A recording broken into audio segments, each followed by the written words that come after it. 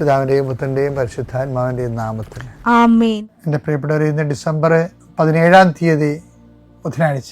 അമ്മേ പരിശുദ്ധ അമ്മേ, അമ്മേ പരിശുദ്ധ ദൈവമാതാവേ, കൃപാസനത്തിലൂടെ ഞങ്ങൾക്കും ഞങ്ങളുടെ ദേശത്തിനും അമ്മ മധ്യസ്ഥം തേടി തന്ന എല്ലാ അനുഗ്രഹങ്ങൾക്കും കൃപകൾക്കും ഞങ്ങളിപ്പോൾ ഹൃദയം നിറഞ്ഞ നന്ദി പറയുന്നു. അമ്മേ പരിശുദ്ധമ്മേ ദൈവമാതാവേ, 2004 ഡിസംബർ 7 ഉച്ചകഴിഞ്ഞ് 2:30 കൃപാസനത്തിൽ സംഭവിച്ച അമ്മയുടെ പ്രത്യക്ഷപ്പെടലിനെ കുറിച്ച് തിരുസഭയ്ക്ക് സമർപ്പിച്ചിരിക്കുന്ന പഠനരേഖകളുടെ മേൽ സഭാത്മകമായ പഠനം ആരംഭിക്കുവാൻ ഞങ്ങൾ പ്രാർത്ഥിക്കുന്നു. അമ്മേ പരിശുദ്ധമേ, ഭൂസ്വർലോകങ്ങളുടെ രാജ്ഞിയായ അങ്ങേയ്ക്ക് ഭൗമസംരക്ഷണത്തിനായി പ്രപഞ്ചപ്രകൃതിയെ തന്നെ തിരുസഭ പ്രതിഷ്ഠിക്കുവാൻ ഈ പ്രത്യക്ഷീകരണം വഴി ഇടയാക്കണമേ. പരിശുദ്ധമേ, ജപമാല മാതാവേ, സകല കൃപാസനം പ്രാർത്ഥനയോടും ചേർത്ത് ഞങ്ങളിപ്പോൾ പ്രാർത്ഥിക്കുന്ന ഈ കുടുംബത്തിന്റെ പ്രത്യേക നിയോഗം പറ മക്കളെ.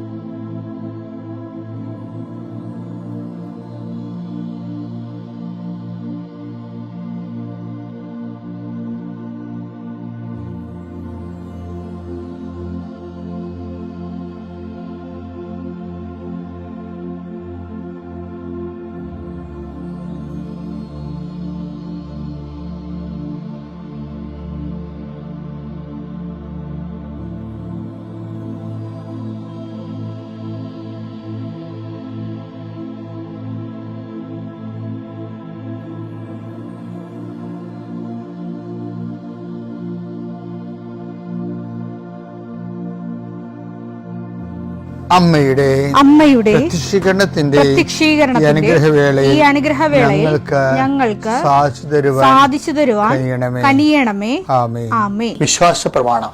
സർവശക്തനായ പിതാവും ആകാശത്തിന്റെയും ഭൂമിയുടെയും സൃഷ്ടാവുമായ ദൈവത്തിൽ ഞാൻ വിശ്വസിക്കുന്നു. അവിടുത്തെ ഏകപുത്രനും ഞങ്ങളുടെ കർത്താവുമായ ഈശോമിശിഹായിലും ഞാൻ വിശ്വസിക്കുന്നു. ഈ പുത്രൻ പരിശുദ്ധാത്മാവിനാൽ ഗർഭസ്ഥനായി കന്യകാമറിയത്തിൽ നിന്ന് പിറന്ന് പൊന്തിയോസ് പീലാത്തോസിന്റെ കാലത്ത് പീഡകൾ സഹിച്ച് കുരിശിൽ തറയ്ക്കപ്പെട്ട് മരിച്ച് അടക്കപ്പെട്ട് പാതാളങ്ങളിൽ ഇറങ്ങി മരിച്ചവരുടെ ഇടയിൽ നിന്ന് 3-ാം നാൾ ഉയർത്ത് സ്വർഗത്തിലേക്ക് എഴുന്നള്ളി സർവശക്തിയുള്ള പിതാവായ ദൈവത്തിന്റെ വലതുഭാഗത്തിരിക്കുന്നു. അവിടെ നിന്ന് ജീവിക്കുന്നവരെയും മരിച്ചവരെയും വിധിക്കുവാൻ വരുമെന്നും ഞാൻ വിശ്വസിക്കുന്നു. പരിശുദ്ധാത്മാവിലും ഞാൻ വിശ്വസിക്കുന്നു. വിശുദ്ധ കത്തോലിക്കാ സഭയിലും പുണ്യവാന്മാരുടെ ഐക്യത്തിലും പാപങ്ങളുടെ മോചനത്തിലും ശരീരത്തിന്റെ ഉയർപ്പിലും നിത്യമായ ജീവിതത്തിലും ഞാൻ വിശ്വസിക്കുന്നു. ആമേൻ. സുഖസ്ഥനായ ഞങ്ങളുടെ പിതാവേ, അങ്ങയുടെ നാമം പൂജിതമാകണമേ. അങ്ങയുടെ രാജ്യം വരണമേ. അങ്ങയുടെ തിരുമനസ് സ്വർഗത്തിലെ പോലെ ഭൂമിയിലും ആകണമേ. അന്നു വേണ്ടുന്ന ആഹാരം ഇന്ന് ഞങ്ങൾക്ക് തരണമേ. ഞങ്ങളോട് തെറ്റ് ചെയ്യുന്നവരോട് ഞങ്ങൾ ക്ഷമിക്കുന്നത് പോലെ ഞങ്ങളുടെ തെറ്റുകൾ ഞങ്ങളോടും ക്ഷമിക്കണമേ. ഞങ്ങളെ പ്രലോഭനത്തിൽ ഉൾപ്പെടുത്തരുതേ, തിന്മയിൽ ഞങ്ങൾ രക്ഷിക്കണമേ. ആമേൻ. നന്മ നിറഞ്ഞ മറിയമേ, സ്വസ്തി. കർത്താവ് അങ്ങയുടെ കൂടെ സ്ത്രീകളിൽ അങ്ങ് അനുഗ്രഹിക്കപ്പെട്ടവളാകുന്നു. അങ്ങയുടെ ഉദരത്തിൻ ഫലമായി ഈശോ അനുഗ്രഹിക്കപ്പെട്ടവനാകുന്നു. പരിശുദ്ധ മറിയമേ, തമ്പുരാന്റെ അമ്മേ, പാപികളായ ഞങ്ങൾക്ക് വേണ്ടി ഇപ്പോഴും ഞങ്ങളുടെ മരണസമയത്തും തമ്പുരാനോട് അപേക്ഷിക്കണമേ. ആമേൻ. കർത്താവേ, ഈ പ്രഭാതത്തിൽ അങ്ങയുടെ നാമം വിളിച്ച് അപേക്ഷിക്കുന്നു. അങ്ങയുടെ നാമം വിളിച്ച് അപേക്ഷിക്കുന്ന ഒരു മകൻ പോലും ഒരു മകൾ പോലും കർത്താവ് ലജ്ജിക്കാൻ ഇടയാക്കില്ല എന്ന് പ്രാർത്ഥിക്കുന്നു. കർത്താവേ, നിന്റെ തിരിച്ചോരെ ഓർത്തുകൊണ്ട് പ്രാർത്ഥിക്കുന്നു. നിന്റെ തിരുവിലാല മുറിവിനെ ഞങ്ങൾ ഈ പ്രഭാതത്തിൽ കുമ്പിട്ട് ആരാധിച്ചുകൊണ്ട് പ്രാർത്ഥിക്കുന്നു. കർത്താവേ, ഞങ്ങൾക്ക് വേണ്ടി ക്രൂശിക്കപ്പെട്ടവനെ, ഞങ്ങൾക്ക് വേണ്ടി തിരുവിലാൽ മുറിവേറ്റവനെ, കർത്താവേ, ഞങ്ങൾക്ക് വേണ്ടി മുൾക്കട ചൂടിയവനെ, കർത്താവേ, നിന്റെ നാമം വിളിച്ചപേക്ഷിക്കുന്ന ഈ ഭാരപ്പെട്ട മക്കള്, കർത്താവേ, ഇന്ന് ഏറ്റെടുക്കേണ്ട ഉത്തരവാദിത്തങ്ങൾ, അധ്വാനിക്കുന്നതിനും ഭാരം വഹിക്കുന്നതിൻ്റെയൊക്കെ വരിക ഞങ്ങളെ ആശ്വസിപ്പിക്കാൻ നടത്തിയ കർത്താവേ, നിന്റെ ആശ്വാസം അക്ഷരാർത്ഥത്തിൽ ഈ പ്രാർത്ഥന കൊണ്ട് ഞങ്ങളുടെ മക്കളെ അനുഭവിക്കാൻ ഇടയാക്കണം പ്രാർത്ഥിക്കുന്നു. ഏത് കാര്യത്തിന് വേണ്ടിയാണോ, ഏത് കാര്യത്തിന് വേണ്ടി അങ്ങനെ മക്കൾ ഇപ്പോഴും ഭാരപ്പെട്ടിരിക്കുന്നത്, ആ വിഷയത്തിൽ കർത്താവ് ഇന്ന് രാത്രി 7 മണിക്കുള്ളിൽ ഒരു പരിഹാരം ഉണ്ടാകാൻ വേണ്ടി പ്രാർത്ഥിക്കുന്നു. അത് സാമ്പത്തിക വിഷയമാകാം, കോടതി കേസാകാം, വസ്തു വിൽപ്പനയോ വാങ്ങലോ ആകാം, അല്ലെങ്കിൽ പ്രതീക്ഷ കൊണ്ടിരിക്കുന്ന ഒരു കത്താകാം, അല്ലെങ്കിൽ ഒരു ഇമെയിലാകാം, അല്ലെങ്കിൽ ഒരു അനുവാദമാകാം. എന്താണ് ഈശോ തടഞ്ഞു നിർത്തിയിരിക്കുന്നത്? ആ തടസ്സമെല്ലാം 39 വർഷം ഞാൻ അർപ്പിച്ച കൃപാനയുടെ യോഗ്യതയാൽ കൃപാസനത്താറെ ജീവനോടെ പ്രത്യക്ഷപ്പെട്ട പരിശുദ്ധയുടെ മാധ്യസ്ഥത്തിലെ ഈശോ നാമത്തിൽ മാറിപ്പോകട്ടെ എന്ന് കൽപ്പിക്കുന്നു. രോഗികള്, പീഡിതര്, മനപ്രയാസമുള്ളവര്, കുടുംബം തകർന്നുകൊണ്ടിരിക്കുന്നവര്, മക്കളെ ഓർത്ത് വേദി കൊള്ളുന്നവര്, വീടില്ലാത്തവര്, വഴിയില്ലാത്തവര്, കർത്താവ് അവർക്കെല്ലാം കർത്താവേ നിന്റെ സാധ്യത നൽകിയൊരു പുതിയ വഴി അവരെ കൊണ്ട് തന്നെ കണ്ടുപിടിക്കുന്നതിന് വേണ്ടി കർത്താവ് നീ അവരെ സഹായിക്കണം പ്രാർത്ഥിക്കുന്നു. സമീപസ്ഥരും വിദൂരസ്ഥരുമായ മക്കളെ, പല മക്കളുടെ ചില ഫോൺ വിളികൾക്ക് ശേഷം, ചില കാര്യങ്ങൾ അറിഞ്ഞതിന് ശേഷം അതുകൊണ്ട് വേദനിക്കുന്ന മാതാപിതാക്കന്മാരുടെ ദുഃഖങ്ങളെ കർത്താവിന്റെ ദൃശ്യത്തിലേക്ക് ഏൽപ്പിച്ച് പ്രാർത്ഥിക്കുന്നു.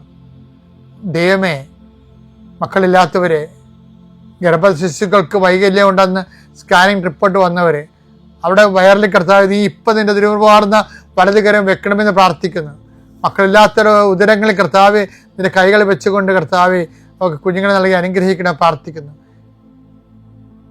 പീഡിതരെ, സാമ്പത്തിക ബാധ്യത വിഷമിക്കുന്നവരെ, കേസ് അകപ്പെട്ടിരിക്കുന്നവരെ, ഭീഷണിക്ക് വന്നിരിക്കുന്നവരെ, ഓരോരുത്തരും ഡേറ്റ് പറഞ്ഞതിന് ശേഷം കർത്താവ് അത് പാലിക്കാൻ പറ്റാത്ത രീതിയിൽ വലിയ വിക്ഷോഭങ്ങളിലേക്കും പോകുന്നവർ, അതിൻ്റെ മാനസിക സമ്മർദ്ദം അനുഭവിക്കുന്നവരെ കർത്താവിൻ്റെ കരുണ അവിടെ സ്ഥാപിക്കുകയും അതിനെല്ലാം അതിജീവിക്കാനുള്ള പുതിയ മാർഗങ്ങളെ കർത്താവ് കണ്ടുപിടിക്കുകയും കർത്താവ് ധൈര്യമായിരിക്കുക ഞാൻ നിന്നോട് കൊണ്ടുവന്ന് അളിച്ച കർത്താവിൻ്റെ സാന്നിധ്യം അനുഭവിക്കാൻ ഇടയാകാൻ കൃപാസനത്താറെ ജീവനോടെ പ്രത്യക്ഷപ്പെട്ട പരിശുദ്ധ അമ്മയുടെ കരങ്ങളിലേക്ക് നിന്റെ കുടുംബത്തെ ഞാൻ ഏൽപ്പിച്ചുകൊണ്ട് പിതാവിൻ്റെയും പുത്രൻ്റെയും പരിശുദ്ധ നാമത്തെ നിന്നെ ആശീർവദിക്കുന്നു. എൻ്റെ പ്രിയപ്പെട്ടവരെ, നിങ്ങളെപ്പോഴും കേൾക്കുന്ന ഒരു വചനമാണ്. പക്ഷേ കൃപാസനത്തിൽ നിന്ന് അത് പറയുമ്പോൾ അതിന് വേറെ ഒരു ട്വിസ്റ്റിങ് വരും മിക്കവാറും. എന്താ പ്രശ്നം വെച്ചാൽ ഇന്ന് ധ്യാനിപ്പിച്ചപ്പോഴേ നമ്മുടെ ജെറമിയയില്ലേ, ജെറമിയ 2:13 എന്തെന്നാൽ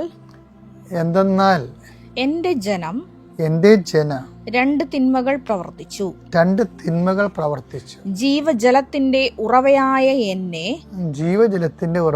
എന്നെ അവർ ഉപേക്ഷിച്ചു ജലം സൂക്ഷിക്കാൻ കഴിവില്ലാത്ത പൊട്ടക്കിണറുകൾ കുഴിക്കുകയും ചെയ്തു. ഇത് സാധാരണ ആഭിചാരം, കൂടോത്ര മന്ത്രവാദം, അതുപോലെ തന്നെ മറ്റു തരത്തിലുള്ള വിശ്വാസങ്ങൾ, ഇങ്ങനെയൊക്കെയുള്ള കാര്യങ്ങൾ എക്സ്പ്ലെയിൻ ചെയ്യാൻ വേണ്ടിയാണ് ചില ധ്യാനവേദികളിലൊക്കെ നമ്മളിത് കേൾക്കുന്നത്. എപ്പോഴും അതിൻ്റെതായിട്ടുള്ള അർത്ഥങ്ങളാണ്, കാര്യം അതിന് കുഴപ്പമൊന്നുമില്ല. പക്ഷെ അതല്ല വിഷയം. നമ്മൾ പൊട്ടക്കിണറെ കുഴിക്കുന്നതല്ല പ്രശ്നം. അതായത് ഇതെല്ലാം ഈ നമ്മുടെ ഒന്നാമത്തെ കൽപ്പനയുമായിട്ട് ലിങ്ക്ഡാണ്. ഒന്നാമത്തെ കൽപ്പന എന്താ? പുറപ്പാട് 20:2 അടിമത്തത്തിന്റെ ഭവനമായ ഈജിപ്തിൽ നിന്ന് നിന്നെ പുറത്തു കൊണ്ടുവന്ന ഞാനാണ് നിന്റെ ദൈവമായ കർത്താവ്. ഞാനല്ലാതെ വേറെ ദേവന്മാർ നിനക്കുണ്ടാകരുത്. ഇതുമായിട്ട് ലിങ്ക്ഡാണ്. ഏത്? നേരത്തെ പറഞ്ഞ ജെറമിയ 2:13 എന്താണ്? ജീവന്റെ ഉറവയായി എന്നെ അവർ ഉപേക്ഷിച്ചു, പകരം പൊട്ടക്കിണറുകൾ കുഴിച്ചു. ഇത് ഒരു ജന്മം ധ്യാനിക്കാനുണ്ട് വിഷയം. കാര്യം ഇതിനകത്ത് വരുന്ന ഒരു ഏറ്റവും വലിയ പ്രോബ്ലം ഈ പകരം, ദൈവത്തിന് പകരം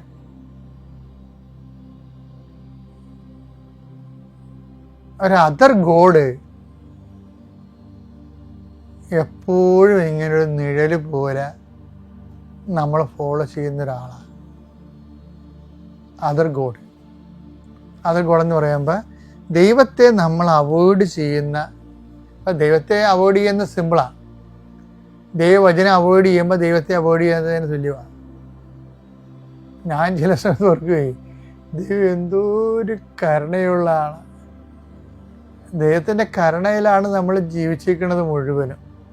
കാര്യം ദൈവത്തിൻ്റെ വചനങ്ങളെ മിക്ക വചനങ്ങളും തന്നെ സിമ്പിളാണ്.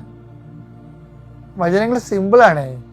കർത്താവ് പറഞ്ഞിട്ടുണ്ട്, എൻ്റെ വചനം മത്തായി 11:30, എന്തെന്നാൽ എന്റെ നുകം വഹിക്കാൻ എളുപ്പമുള്ളതും എന്റെ നുകം വഹിക്കാൻ എളുപ്പമുള്ളതും ചുമട് ഭാരം കുറഞ്ഞതുമാണ്. ചുമട് ഭാരം കുറഞ്ഞതുമാണ്. അപ്പൊ കർത്താവിന്റെ കാലത്ത് യഹൂദന്മാരുടെ ജൂഡൈക് ലൈഫില്ലേ, ഭാരം കൂടിയതായിരുന്നു. അതാണ് ഈശോ അങ്ങനെ പറയണത്. ജൂഡൈക് യഹൂദന്മാരുടെ ജീവിത രീതികളും പിന്നെ ഈ റബികൾ, ദൈവത്തിൻ്റെ കൽപ്പനകൾ തന്നെ ഓരോരുത്തരും വ്യാഖ്യാനിച്ച് അത് വചനം പാലിക്കാൻ പറ്റാത്ത അവസ്ഥ കൊണ്ടുപോയായിരുന്നു. അതാണ് ഈശോ അത് പറയുന്നുണ്ട്, നിങ്ങൾ ദുർവാഹമായ ചുവടുകൾ. മത്തായി 23:4 അവർ ഭാരമുള്ള ചുമടുകൾ മനുഷ്യരുടെ ചുമലിൽ വെച്ചു കൊടുക്കുന്നു, സഹായിക്കാൻ ചെറുവിരൽ അനക്കാൻ പോലും തയ്യാറാകുന്നുമില്ല. റബിനിക് ലോ, അതിൻ്റെ ഇന്റർപ്രിട്ടേഷൻസും ആചാരാനുഷ്ഠാനങ്ങളും എല്ലാം ഓരോരോ കാലം തോറും ജീവിക്കാൻ ബുദ്ധിമുട്ടിലാക്കുമ്പോൾ ഉണ്ടാകുന്ന പ്രശ്നങ്ങൾ എന്താണെന്നറിയാമോ? നിസ്സാര പ്രശ്നങ്ങളൊന്നുമല്ല. തന്ത്രപരമായിട്ട് ഒരു ദൈവ സംവിധാനത്തിനെ ഒരു പറ്റം ആൾക്കാർ ഹൈജാക്ക് ചെയ്യണതാണ് കാണുന്നത്. വെച്ചാൽ ഒരു മതത്തിൻ്റെ സത്യങ്ങളെ എന്തുമാത്രം സങ്കീർണമാക്കുന്നുവോ അപ്പോഴതനുസരിച്ചുകൊണ്ട് ഒരു പണിയില്ലാതെ ഇത് മാത്രം നോക്കിക്കൊണ്ടിരിക്കുന്ന ജീവിതവുമായിട്ട് മൽപ്പിടുത്തം നടത്തേണ്ടി വരാതെ ജീവിക്കുന്ന ആൾക്കാരില്ലേ, അവരെ സംബന്ധിച്ചിടത്തോളം മാത്രമേ വചനം പാലിക്കാൻ പറ്റത്തുള്ളൂ എന്നുള്ള സാഹചര്യം ഉണ്ടാകും. നാട്ടിൽ നടക്കുന്ന കഴുതവണ്ടിക്കാരനും മത്സ്യത്തൊഴിലാളിക്കും മറ്റുള്ള കഠിനമായി രാത്രിയും പകലും ജോലി ചെയ്താലേ ജീവിക്കാൻ പറ്റത്തുള്ളൂ എന്നുള്ള ആൾക്കാർക്ക് ഇത് പാലിക്കാൻ പറ്റാതെ വരും. ഇത് യഹൂദന്മാരുടെ ഇടയിലും വന്നു, ഇന്ത്യയിൽ നമ്പൂതിരിമാരുടെ ഇടയിലും വന്നു, നമ്പൂതിരി വെച്ചാൽ ബ്രാഹ്മിൺസിൻ്റെ ഇടയിലും വന്നു. അപ്പം അത് വെച്ചാൽ ഒരു ന്യൂനപക്ഷ മതത്തിൻ്റെ ദൈവത്തെ തന്ത്രപരമായിട്ട് ഹൈജാക്ക് ചെയ്യണതാണ്. അതിൻ്റെ ഭാഗമായിട്ടാണ് ഈ വലിയ ഭാരം നിയമങ്ങളെ പെരുക്കിയും വ്യാഖ്യാനിച്ചും ദൈവത്തെ പ്രാപിക്കണമെങ്കിൽ പറ്റാത്ത രീതിയിൽ ആക്കി തീർക്കും. അതാണ് ഈശോ പറയണത്, നിങ്ങൾ വലിയ ഭാരം ജനങ്ങളുടെ മേൽ കെട്ടിയേൽപ്പിച്ചു എന്ന് പറഞ്ഞിട്ട് ഈശോ പറയും, ഞാൻ ആ ഭാരം ലഘുവാക്കുകയാണ്. ആ ഭാരം ലഘുവാക്കുന്നതല്ല, എൻ്റെ മുഖം മധുരവും ഭാരം ലഘുവുമാണ്. അവിടെ എന്താണ് ഭാരമുള്ളത്? ഒരു ഭാരവുമില്ല. ഞാൻ നിങ്ങളെ സ്നേഹിച്ച പോലെ നിങ്ങൾ പരസ്പരം സ്നേഹിക്കണം. അപ്പം സ്നേഹിക്കണമെന്നുള്ള ഒറ്റ സംഭവത്തിൽ ഈശോ ഇതെല്ലാം കൊണ്ടുവന്ന് ഒതുക്കും. ഇനി ആരാണ് എൻ്റെ സ്നേഹിതനെന്ന് ചോദിച്ചാൽ അപ്പോൾ സമരക്കാരൻ്റെ കഥ കൂടി പറഞ്ഞിട്ട് കർത്താവ് സ്നേഹത്തിൻ്റെ സാർവജനീനത ഏറ്റവും കൂടുതൽ സഹായം എത്തുന്ന രീതിയിലേക്ക് അതിനെ ക്രമീകരിക്കും. സിമ്പിളായിട്ടാണ്. അപ്പോൾ ബേസിക്കായിട്ട് മൗലികമായിട്ട് ഇത് സ്നേഹമാണ്. അതുകൊണ്ട് ഈ മാർപ്പാപ്പമാരൊക്കെ കരുണയെക്കുറിച്ച് പറയുന്നതിൻ്റെ കാരണം ശരിക്കും പറഞ്ഞാൽ സ്നേഹത്തിൻ്റെ തന്നെ ഏറ്റവും ഉദാത്തമായ രൂപമാണ്. കാര്യം സ്നേഹം എന്ന് പറയുമ്പോൾ നമുക്ക് ഈ കരുണയ്ക്കും സ്നേഹത്തിനും തമ്മിലുള്ള ഒരു വ്യത്യാസം എന്ന് പറയുന്നത്, കരുണ നമ്മൾ ഒന്നും പ്രതീക്ഷിക്കാതെ പൂർണ്ണമായിട്ട് അങ്ങോട്ട് കാണിക്കണതാണ്. അതിൻ്റെ അകത്ത് ഒന്നുമില്ല പ്രതീക്ഷിക്കാൻ. ആ ദൈവം നമ്മോട് കാണിച്ചതാണ്. സ്നേഹമാകുമ്പോൾ സ്വാഭാവികമായിട്ട് അതിൻ്റെ അതൊരു ബയലാറ്റർ, ഒരു റെസിപ്രോക്കലായിട്ടുള്ള ഒരു സ്നേഹം കൊടുക്കുന്നവർക്ക് എപ്പോഴും സ്നേഹം കിട്ടണമെന്ന് ഉള്ള ഒരു ആഗ്രഹം അജ്ഞാതമായെങ്കിലും അവബോധ മനസ്സിലെങ്കിലും കാണും. അത് ഒരു മനുഷ്യപ്രകൃതിയാണ്. കരുണയ്ക്ക് അതൊന്നുമില്ല. കരുണ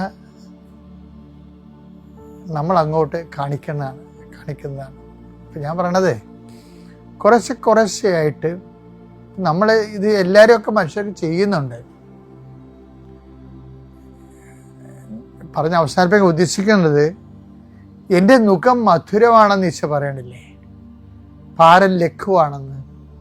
അപ്പം ഭാരം ലഘുവാണെന്ന് പറയുമ്പോൾ ഇപ്പം നമുക്ക് മനസ്സിലാവും.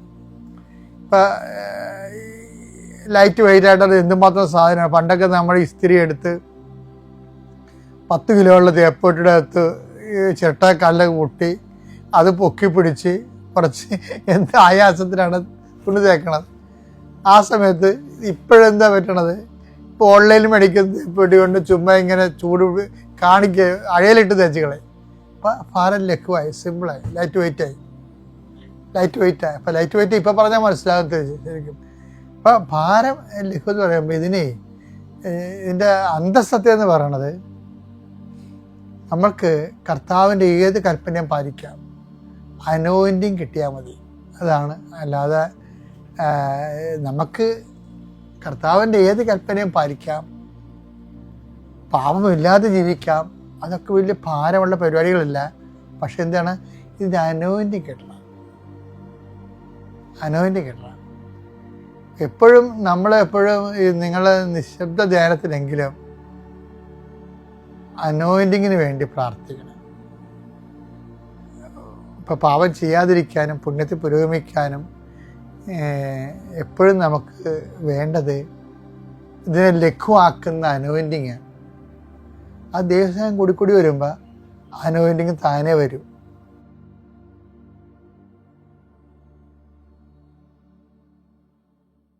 അത്യപൂർവ ദൈവാനുഭവങ്ങൾ ഇനി നിങ്ങൾക്കും സ്വന്തം. ഈ യൂട്യൂബ് ചാനൽ ഇതുവരെ സബ്സ്ക്രൈബ് ചെയ്തിട്ടില്ലെങ്കിൽ ഇപ്പോൾ തന്നെ സബ്സ്ക്രൈബ് ചെയ്യുക. ഈ വീഡിയോ ഇപ്പോൾ തന്നെ നിങ്ങളുടെ സുഹൃത്തുക്കൾക്ക് ഷെയർ ചെയ്തുകൊണ്ട് കർത്താവിന്റെ പ്രേക്ഷിതരാകുക.